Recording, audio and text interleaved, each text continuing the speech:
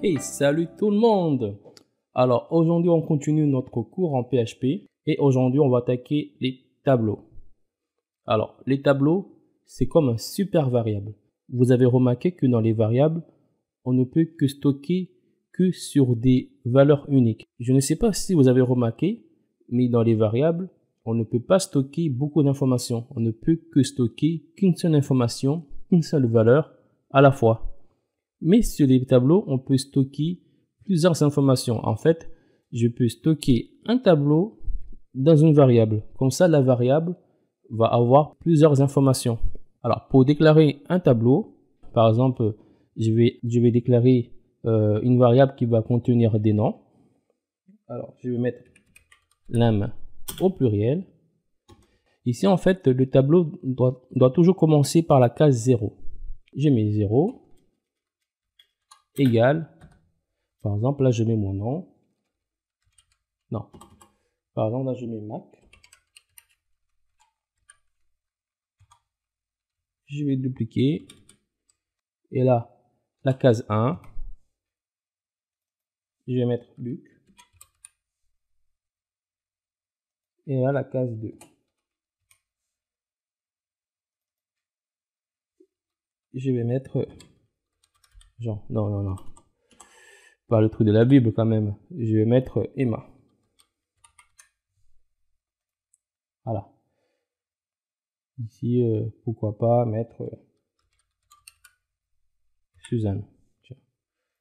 Voilà. J'ai créé en fait un tableau qui a les mêmes variables, mais en fait ici, mais qui comporte en fait des index différents. Ici, en fait, il y a l'index 0, puis l'index 1, puis l'index 2. Alors, je vais faire afficher tout ça. Pour afficher les valeurs, comme d'habitude, echo. Ici, je vais mettre 9, puis 0. On ne veut pas ça. Pour revenir à la ligne, je vais afficher aussi, je vais faire une duplication.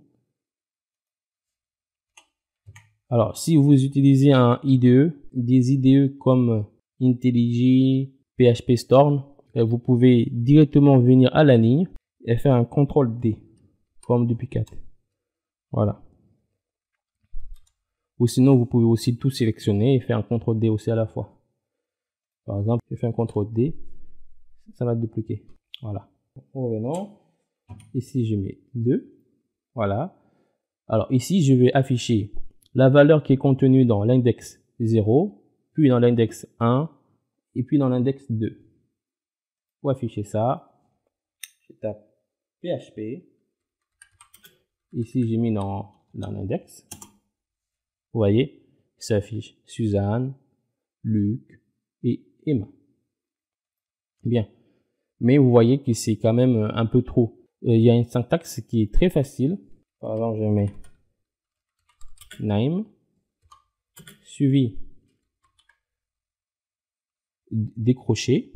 Et là, à l'intérieur des crochets, je vais mettre les noms. Une petite saute de ligne, c'est très joli comme ça. Alors, là, premier nom, je vais mettre Sophie, virgule. Allez, Jean, virgule, Léo. Et là, pour afficher tout ça, c'est comme d'habitude, hein, on fait pareil. On affiche, par exemple ici, c'est l'index 0, l'index 1, l'index 2. Ça commence toujours par 0, les tableaux. Ici, dans l'index 0, il va m'afficher Sophie. Dans l'index 1, il va m'afficher Jean. Et dans l'index 2, il m'affichera Léo. On teste. Et voilà. Et voilà pour les tableaux. Alors, ici, en fait, j'ai utilisé la nouvelle syntaxe pour déclarer un tableau. Mais vous verrez, en fait, il y a des gens qui écrivent aussi comme ça.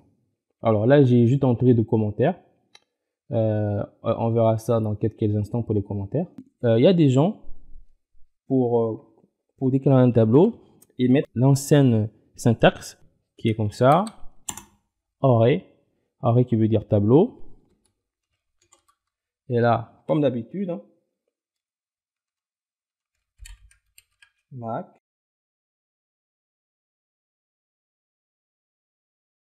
Léo.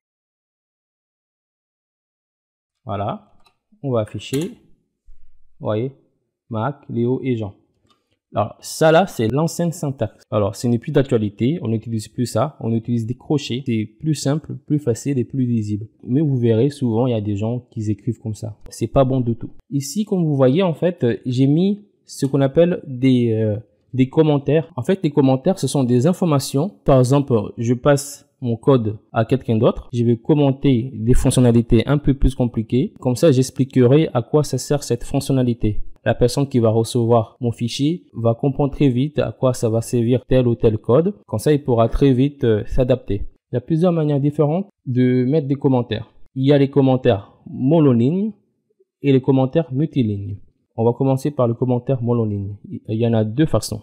Pour mettre un commentaire, on met d'abord le signe dièse, puis le commentaire. Salut, je suis un commentaire. Et ce commentaire-là ne sera pas interprété par PHP. Par exemple, si je mets un, si je mets un echo, salut les gens, et que j'actualise, vous voyez à ce moment, salut les gens. Ici, PHP n'a pas lu ce commentaire-là parce que c'est réservé seulement à nous. Alors ici, c'est la première façon de mettre un commentaire. La deuxième manière, c'est de mettre simplement des slash. Slash.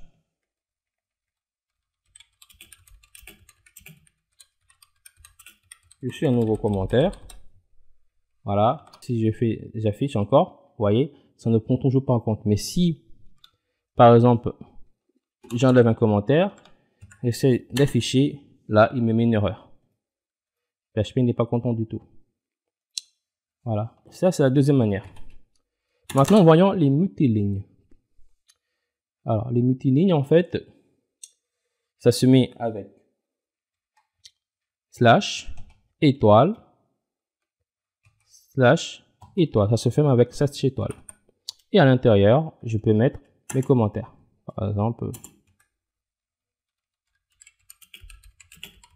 je suis la ligne 1. Voilà, ligne 2, etc.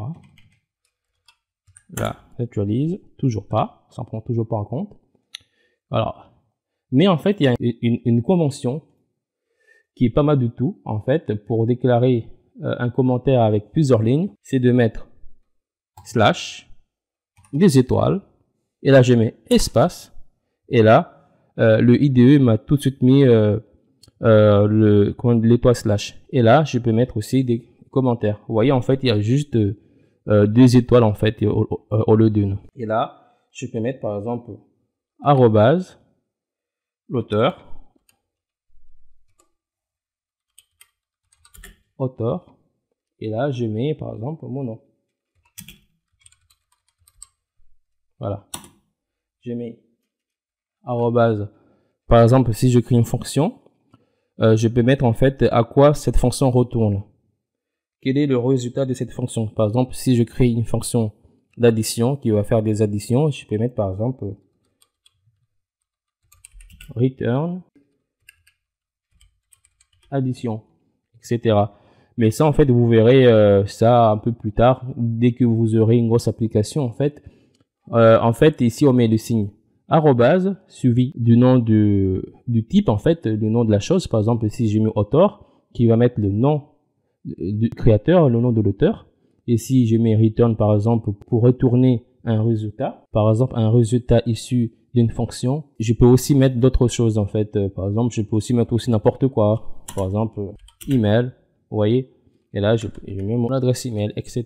Ça, c'est très utilisé sur les grosses applications. Vous verrez souvent, dès que vous allez commencer à créer votre site de A à Z, vous verrez plutôt cette convention-là que les autres. Sur les monolignes, vous verrez aussi en fait des gens qui écrivent comme ça en fait. Et sur plusieurs lignes, ils mettent ce genre de commentaires. Je suis la ligne 1. Là, encore. La ligne 2. Vous voyez, etc. Après, sur certains blocs-notes, par exemple, si vous voulez commenter rapidement un bloc de code, vous sélectionnez tout le code et là, j'appuie sur CTRL et slash. CTRL slash et là, ça met directement en commentaire. Et voilà, c'est déjà la fin de cette vidéo. Si tu as des questions, n'hésite surtout pas à les poser via les commentaires. Si ce n'est pas déjà fait, alors qu'attends-tu pour t'abonner afin d'avoir les notifications? Si tu as aimé cette vidéo, alors mets une pouce bleu, ça me fait toujours plaisir. Et rejoins-moi sur Facebook, Twitter et Google+. Et je te dis à très bientôt. Bye bye.